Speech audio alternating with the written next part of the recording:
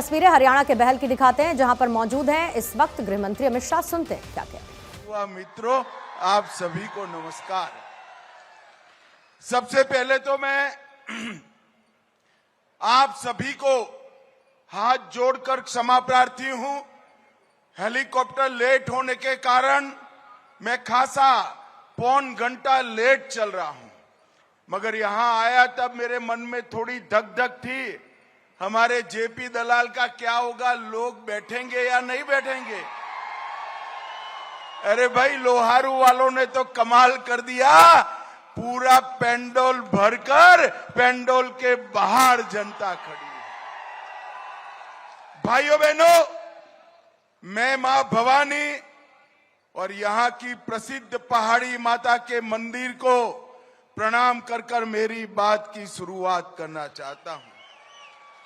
मैं छोटी काशी में आया हूं, तब मैं बताना चाहता हूं भाई, ये हरियाणा कहने में तो, देखने में तो हमारा एक छोटा सा प्रदेश है, दिल्ली के नजदीक है, परंतु पूरा देश हरियाणा को 3 बातों के लिए याद करता है।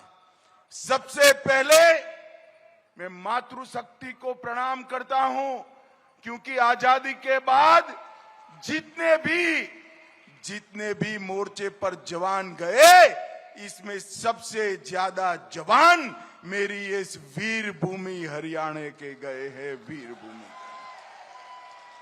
जब देश में खाद्यान्न का इंपोर्ट करना पड़ता था, आयात करना पड़ता था, और देश को जब जरूरत पड़ी तब खाद्यान्न के भंडार भरने का काम भी मेरे इस हरियाणा के किसान ने किया है।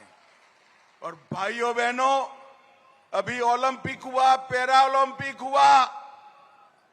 पैरा ओलंपिक हो या ओलंपिक हो, जब भारत का नाम तालिका में आता है, हमारा हरियाणा सबसे ऊपर होता है। हरियाणा ने धाकड़ वीर जवान दिए, धाकड़ खिलाड़ी दिए, और धरती के सीने से पूरे देश की भूख को भरने वाला, अनाज पैदा करने वाला, जगत का तात देने का काम भी हमारे हरियाणा ने किया। और मोदी जी ने ये तीनों क्षेत्र के अंदर 10 साल के अंदर हरियाणा के मूड की तरह किसान के लिए, खिलाड़ियों के लिए और बाकी सब चीजों के लिए विकास करने का काम किया। मैं यहां आया हूं तब मैं चौधरी बंसीलाल जी को भी प्रणाम कर कर, उनका स्मरण कर कर बात करना चाहता हूं।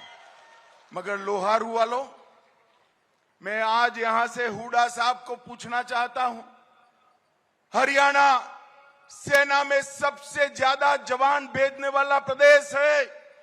40-40 साल से सेना के जवान मांग करते थे कि हमें 1 रैंक 1 पेंशन चाहिए, कांग्रेस पार्टी नहीं देती थी।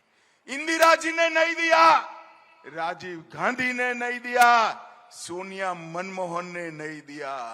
आपने मोदी जी को प्रधानमंत्री बनाया, 14 में बनाया, 15 में 1 रैंक 1 पेंशन देने का काम नरेंद्र मोदी जी ने किया। अभी एक योजना लेकर आए हैं अग्निवीर की, एक कांग्रेस वाले और विशेषकर राहुल बाबा राजनीति कर रहे हैं। मैंने सैनी जी को कहा कि सैनी जी अग्निवीरों का अफवाह फैला रहे हैं। भारत सरकार के गृह विभाग ने, देश भर की पुलिस ने 20% रिजर्वेशन दिया है, सबको पेंशन वाली नौकरी मिलने वाली है। मगर आप क्या करोगे? उन्होंने कहा हरियाणा के जितने भी अग्निवीर है, वो सभी को मैं हरियाणा सरकार में नौकरी दे दूंगा, नौकरी दे दूंगा। मैं आज हरियाणा के युवाओं को कहकर जाता हूं, ये हुड्डा एंड कंपनी जिनका काम झूठ फैलाना है, वो कह रहे हैं कि अग्निवीर का बाद में क्या होगा। मैं जो बोलता हूं वो करता हूं, और मोदी जी जो इशारा करते हैं वो भी हो जाता है। मैं आज कहकर जाता हूं, हरियाणा के एक भी अग्निवीर को वहां से अगर वापस आना पड़ता है तो नौकरी के बगैर का नहीं रहेगा। इसकी जिम्मेदारी भारतीय जनता पार्टी की है। भाइयों बहनों, सेना को सशक्त करने का काम नरेंद्र मोदी जी ने किया। अभी हमारे कश्मीर में भी चुनाव चल रहा है। राहुल बाबा वहां गए और उमर अब्दुल्ला के साथ समाधान किया। इनका एजेंडा क्या है? हम सारे आतंकवादियों को चुनाव के बाद छोड़ देंगे, हम पाकिस्तान के साथ वार्ता करेंगे, हम टेररिज्म के लिए जो प्रतिबंधित संस्थाएं करी है उस पर से प्रतिबंध हटा लेंगे। ए राहुल बाबा, सुन लो हमारी बात। ऊपर नरेंद्र मोदी बैठे हैं, नीचे भी आपकी सरकार नहीं बनी है। जब तक भारतीय जनता पार्टी है, कश्मीर के ऊपर आंख उठाकर कोई देख नहीं सकता। मित्रों, देख नहीं सकता।